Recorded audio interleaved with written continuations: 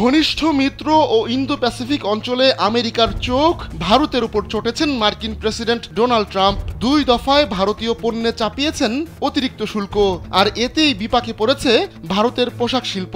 এবার সেই পরিস্থিতি থেকে বাঁচতে ভারতীয় একটি পোশাক তৈরির প্রতিষ্ঠান পার্ল গ্লোবাল নিয়েছে অনন্য এক সিদ্ধান্ত। যুক্তরাষ্ট্রে পার্ল গ্লোবালের ক্রেতাদের মধ্যে রয়েছে গ্যাপ ও কোলসের মতো প্রতিষ্ঠান। তবে ট্রাম্প শুল্ক বাড়ানোয় মার্কিন এসব প্রতিষ্ঠান থেকে উদ্বেগ প্রকাশ করে ফোন কল আসছে। এমন পরিস্থিতিতে দিশেহারা হয়ে পড়েছে পার্ল গ্লোবাল। তাই পার্ল গ্লোবাল ভারত থেকে তাদের উৎপাদন সরিয়ে বাংলাদেশ সহ 4টি দেশে নিয়ে যাওয়ার সিদ্ধান্ত নিয়েছে।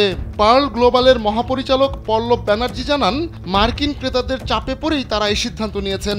নোভা এলইডি টিভি, ঝকঝকে ছবি, নিখুঁত শব্দ, 5 বছরের ওয়ারেন্টি। নোভা মানে সঠিক মান, নিশ্চিত সেবা।